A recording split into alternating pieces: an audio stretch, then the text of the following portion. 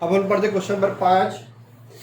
Question number 5 पढ़ने से पहले एक बार मैं फिर से लिखता हूँ डेबिट और क्रेडिट का रूल, है ना। डेबिट साइड क्या क्या चीज आता है, क्रेडिट साइड क्या क्या चीज आता है, शॉर्टकट में लिखता हूँ मैं। यहाँ आता है पाने वाला, रिसीवर, ठीक है, रिसीवर आता है यहाँ पे आता है देने वाला, जिसको बोलते हैं गिवर। जो भी सामान आता है उसको, ठीक है, कम्स इन, और यहाँ पे जो जाता है इसको बोलते हैं गोज आउट, ठीक है। फिर जितने भी एक्सपेंडिचर हैं या लॉसेस हैं सब डेबिट में। जितना भी आपका इनकम है, इनकम्स और प्रॉफिट या गेन्स, ठीक है। व्यय मतलब खर्चा या हानि डेबिट, आय या लाभ क्रेडिट, ठीक है, ठीक है। Receiver, giver.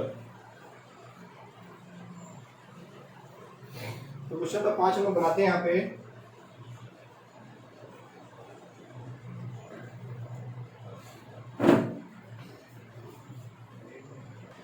क्वेश्चन नंबर 5, ठीक है, जर्नल एंट्रीज ऑफ, जिसके भी बना रहे उसका नाम लिखेंगे। ये 5 कॉलम आपका हो गया।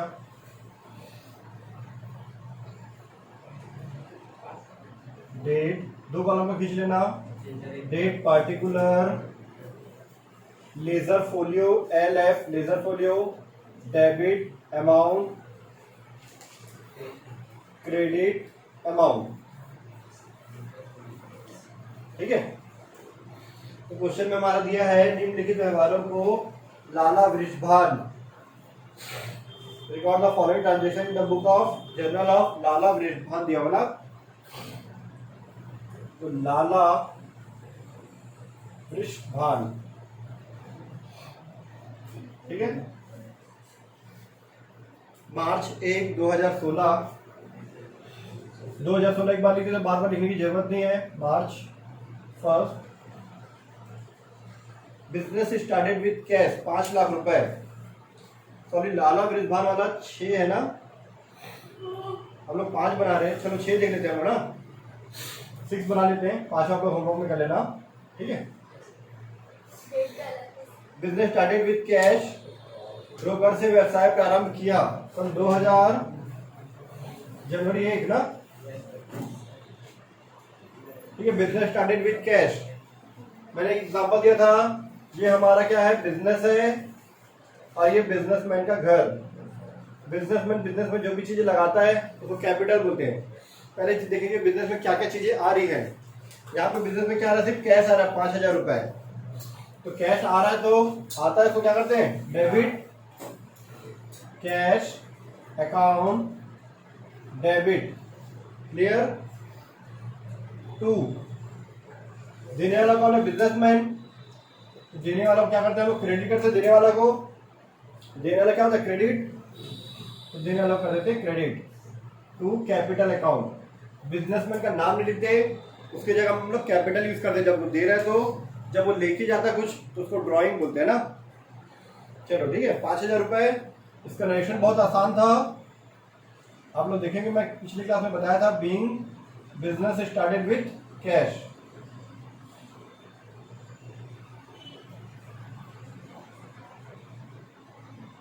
बिजनेस स्टार्टेड विथ कैश, 5000 रुपए, 5000 रुपए, ठीक है, जनवरी 1। सेकेंड देखते हैं, रोकड़ी माल खरीदा, बॉट गुड्स फॉर कैश 800 रुपए। बॉट गुड्स मतलब गुड्स परचेज कर रहे हैं, ठीक है। जनवरी 2 800 रुपए का गुड्स परचेज कर रहे हैं। तो आपके पास सामान आ रहा है, ठीक है, सामान आ रहा है। जब भी आप माल खरीदते हो, गुड्स परचेज करते हैं, तो मैंने एक रूल लिखाया था, जब भी माल खरीदते हैं तो परचेज अकाउंट डेबिट करते हैं। परचेज अकाउंट डेबिट कब करते हैं, जब हम लोग माल खरीदते हैं, गुड्स परचेज करते हैं तो परचेज अकाउंट डेबिट, पैसे जा रहे हैं टू कैश अकाउंट, नगद खरीदे पैसे जा रहे हैं to cash account. Being narration में भी सच्चाई लिखते हैं। क्या खरीदे थे? गुड्स परचेज के थे, तो गुड्स परचेज हमेशा पास्ट में, स्टार्ट का स्टार्टेड, परचेज का परचेज्ड ऑन कैश। 800 रुपये, 800 रुपये। नेक्स्ट, सोहन को माल बेचा। सोहन को माल बेचे तो क्या करेंगे? एंट्री, जैसे हमें परचेज किया था तो परचेज अकाउंट डेबिट, बेचूंगा तो to sales account. Sales account कब लिखते हैं? जब माल बेचते हैं तब। जनवरी 3 तारीख 300 रुपये का माल सोहन को बेचे हैं। हमारे पास सामान जा रहा है, 1100 क्रेडिट किए और सोहन को ना पाने वाला है। अगर नगद होता तो मैं क्या लिखता कि मेरे पास कैश आ रहा है। उधार होता तो नाम लिखते हैं। यहाँ पे आपको पता नहीं कि कैश ट्रांजेक्शन है कि क्रेडिट ट्रांजेक्शन है। क्रेडिट मतलब उधार, ठीक है। कैश ट्रांजेक्शन है कि क्रेडिट ट्रांजेक्शन हमको पता नहीं है, लेकिन आपको देखना है क्या नाम दिया है। नाम दिया तो उधार है, अगर नाम भी नहीं दिया होता तो क्या होता? वो नगद हो जाता। ठीक है, ठीक है। तो हम लोग यहाँ पे सोहन को क्या कर देंगे? डेबिट। सोहन डेबिट, या फिर सोहन्स अकाउंट डेबिट, या तो सोहन डेबिट लिखो या एस लगा के आप अकाउंट लिखो। ठीक है, यहाँ हमको क्या है, हम यहाँ पे समझ रहे क्वेश्चन में कि क्या ये उधार है, क्योंकि नगद भी नहीं लिखा है, ना नगद लिखा है ना तो उधार लिखा है, लेकिन नाम दिया तो क्या ये उधार है, तो नाम लिख दिया हम लोग। सोहन को ना पाने वाला, हम उसको बेच रहे हैं, हमारा बिजनेस है, हम उसको बेच रहे हैं, तो क्या है वो पाने वाला है। पाने वाला डेबिट, रिसीवर है डेबिट, हमारे पास से सामान जा रहा है तो to sales account. Sales account को कर दिए क्रेडिट, सोहन को डेबिट में और सेल्स को क्रेडिट में। सेल्स को वैसे हम लोग 2 से शो करते हैं जनरल एंट्री में। ठीक है, जनवरी 3 बीइंग गुड्स, खरीदे थे तो परचेज, परचेज का परचेज हो गया था थर्ड फॉर्म।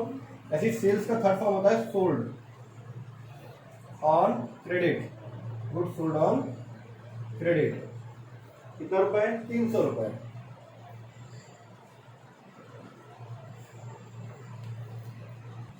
चलो नेक्स्ट देखते हैं हम लोग।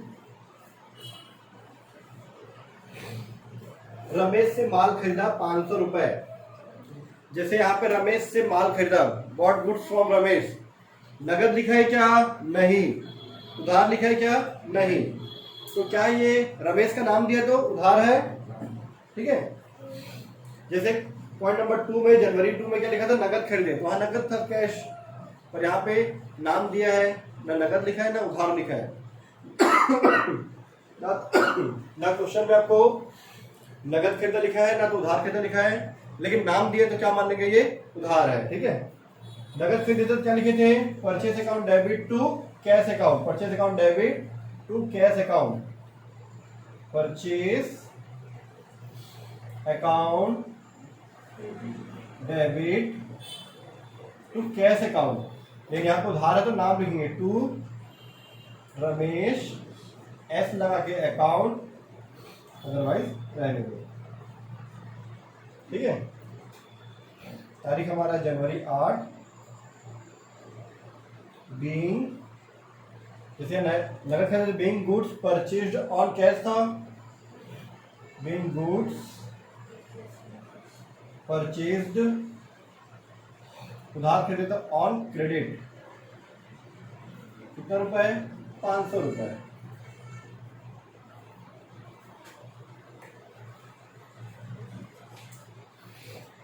ठीक है, नेक्स्ट पॉइंट, सोहन से रोकड़ी मिली 200 रुपए। सोहन से रोकड़ी मिली 200 रुपए। रिसीव्ड कैश फ्रॉम सोहन, या कैश रिसीव फ्रॉम सोहन 200 रुपए मिला। 300 का बेचे थे, अभी 200 रुपए मिला है। फुल सेटलमेंट में नहीं है, इधर देखो इधर। अगर क्वेश्चन में बोलता पूर्ण भुगतान में, इन फुल सेटलमेंट, तो 100 रुपए डिस्काउंट मानते हैं। ये मानते कि 300 रुपए लेना था 200 रुपये दिया, 100 रुपये डिस्काउंट हो गया, या 250 रुपये दिया, 50 रुपये डिस्काउंट हो गया। लेकिन क्वेश्चन में कहीं लिखा है क्या पूर्ण भुगतान में इन फुल सेटलमेंट लिखा है क्या? तो नहीं, तो 100 रुपये डिस्काउंट नहीं है, वो 100 रुपये अभी भी उधारी बचा हुआ है। ठीक है, तो 15 तारीख को सोहन से पैसा मिला है, जनवरी 15 पैसे आ रहे हैं आपके पास, सामान आता तो purchase account debit, purchase account debit, cash है तो कैश अकाउंट डेबिट, यहाँ पे भी आपके पास कैश आ रहा है, कैश अकाउंट डेबिट टू, देने वाला कौन है? Sohan, to Sohan, being cash received from Sohan, ये शॉर्ट कर लो, कैश रिसीव्ड है 200 रुपये, 200 रुपये, क्लियर। रमेश को नगद रुपए दिया 500 रुपए, पेड कैश टू रमेश 20 को, 500 रुपये रमेश से खरीदे थे, 500 रुपये पूरा पेमेंट कर दिए, मतलब उसका कोई भी बैलेंस नहीं बचा। जैसे कैश आया था तो cash account debit to Sohan, अब दिए हैं तो इधर देखना, रमेश को पैसा दिए तो रमेश कौन है? पाने वाला है, रमेश डेबिट, पाने वाला को क्या करते? डेबिट को पैसा दे रहे तो पाने वाला है। हमारे पास से क्या चीज जा रहा है? पैसा जा रहा है to cash account, being cash paid, 500 rupees, 500 rupees. Next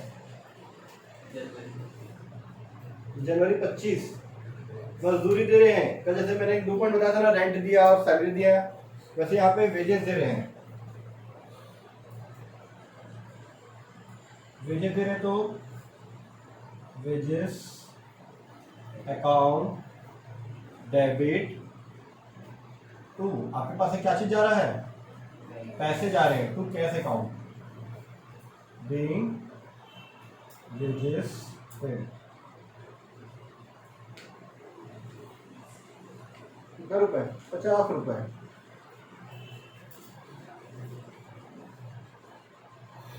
next point, माल बेचा, सोल्ड गुड्स, गुड्स सोल्ड।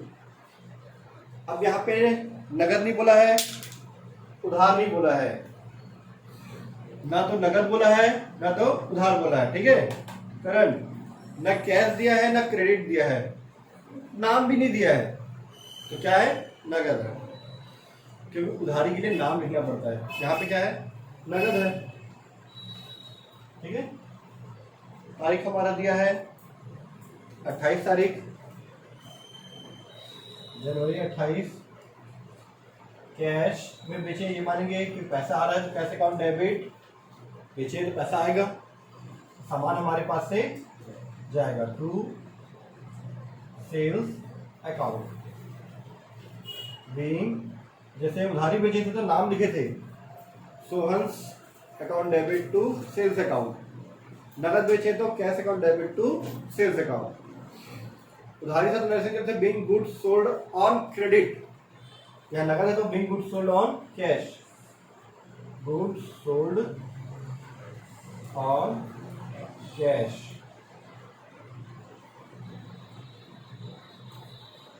₹100। ठीक है, क्लियर इतना?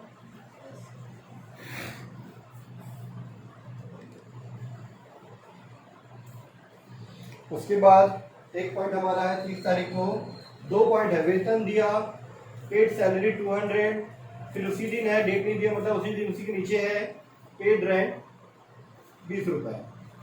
तो दोनों का आप अलग अलग एंट्री कर सकते हैं, जैसे यहाँ पे है wages, salary account debit to cash account, rent है तो rent account debit to cash account, या दोनों को कंबाइन कर सकते हो। जब एक जैसा एंट्री एक ही डेट पे हो तो आप उसको कंबाइन भी कर सकते हो। जैसे मैं मार्केट गया, राम से भी माल खरीदा, कमल से भी खरीद लिया, प्रेम से भी खरीद लिया, तो मैं क्या लिखूंगा? Purchase account debit to Ram, to Prem, to Kamal, एक साथ कर सकता हूँ।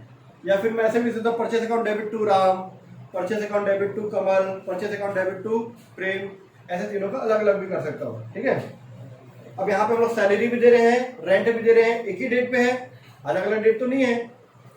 अब 30 तारीख को सैलरी और रेंट दोनों दे रहे हो तो दोनों का एक साथ एंट्री कर सकते हो। 30 तारीख को, जनवरी 30,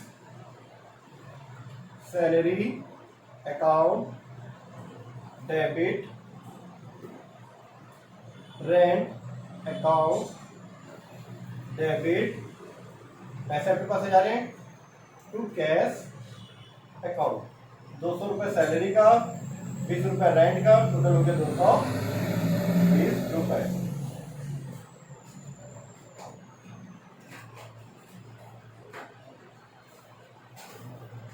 ठीक है।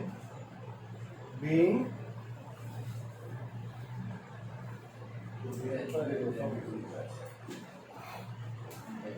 बीइंग दो चीजें पेड किया आप, सैलरी भी और रेंट भी। Being salary and rent paid. इसके बाद कर दो आप टोटल। टोटल कितना आएगा? 5,800, 6,100, 6,600, 6,700, 7,200, 7,300, 7,570, 7,570 रुपए, 7,570 रुपए। क्या आपका टोटल आया? एक बार चेक कर लेते हैं। 670 है। मैं फिर से चेक कर लेते कहाँ गड़बड़ हुआ। 5,800, 6,100, 6,600, 6,800 यहाँ गड़बड़ हो गया था। 7,300, 7,400, 7,670, 7,670। ठीक है, आपका आंसर कंप्लीट।